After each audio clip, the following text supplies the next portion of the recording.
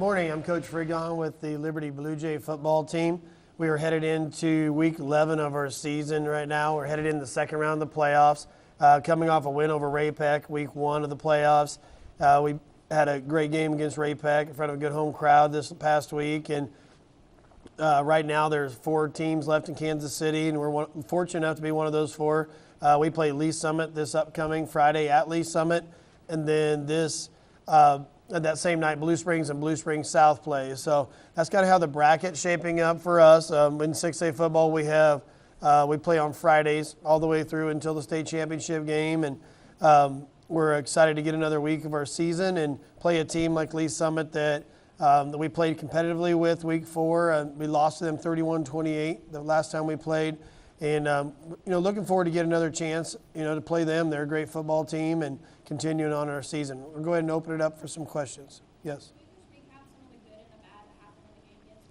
It took us a little while to get going in this game against Ray-Pec. We didn't score until 18 seconds left in the half, then ended up scoring 35 points in the game. So we had some opportunities offensively in the first half that where we fumbled inside the 5 and then threw an interception where we were, I think, inside the 40, somewhere in that range. And just some bad miscues, but we really moved the ball pretty well, but had some mistakes early on that kept us off the scoreboard. And we were fortunate to put together a really good drive right before half and ended up with a touchdown pass and get us on the board going into halftime. We had the ball the second half as we came out. And, we talked in the locker room about how important it was to be able to get the ball, come in and score again, which we were able to do.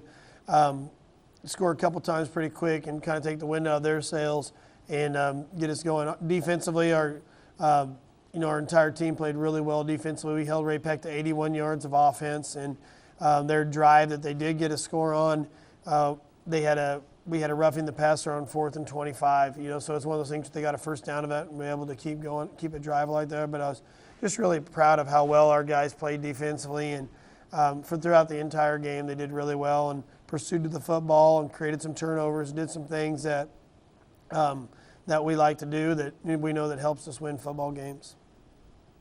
Yes. Since you guys started out pretty neck and neck and then dropped a little bit later, is there anything you said to them that sparked that?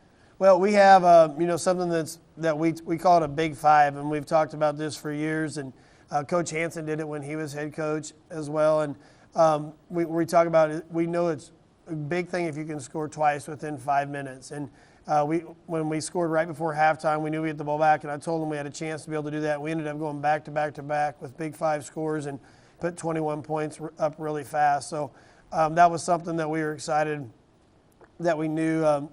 We put in our minds that, hey, we know if we can do this, we can come out and put a good grip on this football game. And they're a good football team. They had just destroyed Lee Summit North the week before that, and they had come off really good. Playing some really good teams with Lee Summit West and Blue Springs before that. So we knew that they were really going to be up for the challenge, and Ray-Pec always has a great team they put on the field. So, we knew if we came out and did those things and put some points on the board quick, that hopefully our defense would continue to play well and we'd be able to win the football game. Yes. Who stood out offensively and defensively? Well, I think if you look offensively, A.J. Cambridge had 4 touchdowns and did really well. Brock Dorothy had a touchdown at the end, a rushing touchdown. And rushing, David Graves was hurt and played very limited role in the game. Devin Bryant had 125 yards and played really well and ran really hard. He had a great run toward the end that set up one of our last touchdowns. So real pleased with that. Brady Newland had 2 long touchdown catches. All of our receivers, I think, had great catches throughout the game. We really spread the ball out pretty well. Jacoby Swanson had another touchdown catch, as did Jackson Redmond. So really pleased with all them. And, we felt like we were pretty diverse offensively in terms of running and passing and then spreading out the ball. One thing that we did a little different this game and as our quarterbacks ran really well. Brock Dorothy had a long run from a draw, and A.J. Cambridge had quite a few yards rushing that on quarterback draws. So that was something that really presented itself during the game that our kids adjusted well to and took advantage of. Defensively, Josh Scheibel moved into the middle linebacker spot, played extremely well in our scheme, and we had a first-time starter like Steve. His name's Stephen Marion, who played JV this whole year and started his first game he's had some spots here and there on varsity. This is his first extended game action. Had a great game and a lot of tackles and really pursued the ball well. Alex Jimenez had 2 interceptions. So, there's a lot looking back, a lot of positives from that game. And it's just a great group of kids that love to play football. And, I'm excited that we continue their season on and hopefully keep it going here as we make a run through this playoffs and play against some of the greatest teams in Missouri. Yes. Since you guys are playing away instead of home, how do you think it's going to affect you? Well, we always try to talk to our kids that, we keep our schedule exactly the same. But, it is always nice playing in front of a home crowd with that. As far as our schedule, though, it's not a lot different because we feel like we play an away game every week with us playing at Jewel and not truly at our high school. So it gets us into that preparation mode of getting onto a bus, unloading our equipment, getting dressed somewhere else, doing all those things. So we try to think that it has the least effect on us as it may be on other teams. But I think it'll also help that we played there before. They'll know the surroundings, what to expect from that. I'm sure they'll have a great crowd down there. The Lee Summit is 9-1 right now and ranked 4th in the state, and just a awesome football team. And I know it'll be a big game this upcoming Friday, one of the biggest games in Kansas City. Yes. You mentioned David Rage was injured. What other injuries?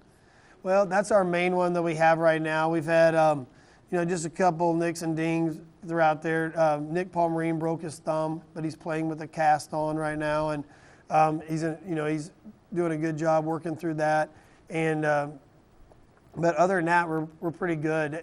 David, he did, like I said, he played last week. It was a limited role. It was the first day he was cleared. It was when he was, for true full contact was that day. So we really limited what he did on Friday, and we're hoping throughout this week of practice he can get some, go through some contact and do some things and really test himself out and be ready to go this Friday night, because we've had a really nice rushing attack using 2 backs and different formations and sets and plays, and it makes us a little more diverse offensively.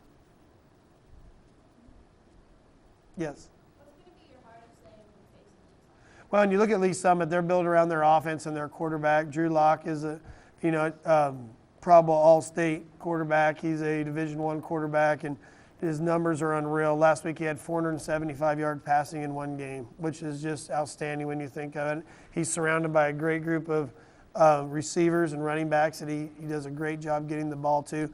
The first time we played them, they scored 31 points, and 21 of those were in the first half. And then we made some adjustments, and they got 1 touchdown in the second half and kicked a field goal with 12 seconds left to beat us.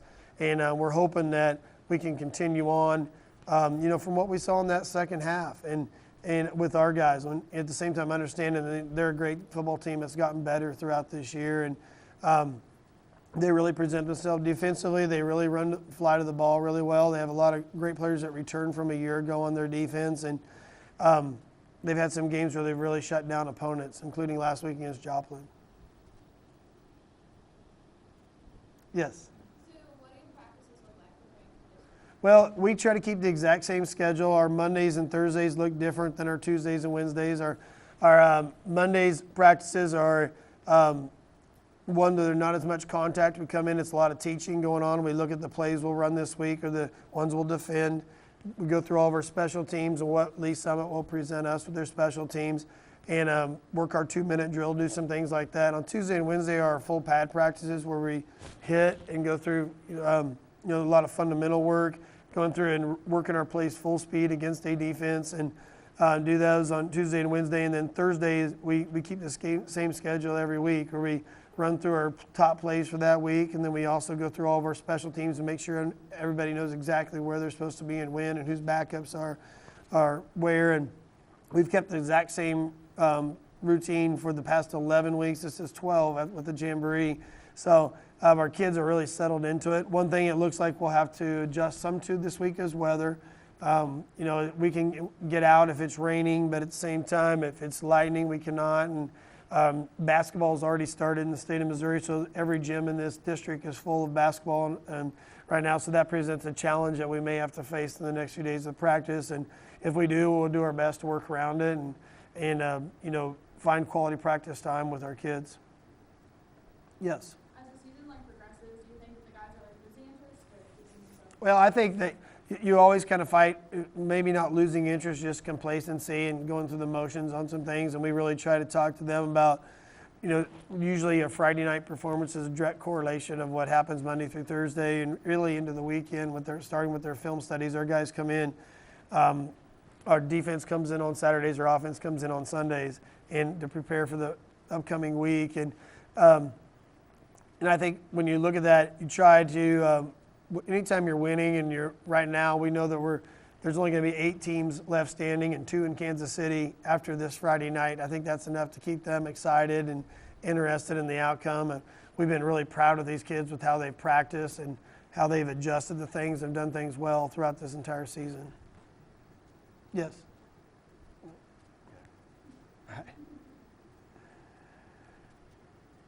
All right. I'd like to thank you all for coming out today, and hopefully we'll see you again next week after our playoff game this Friday night at Lee Summit. Thank you.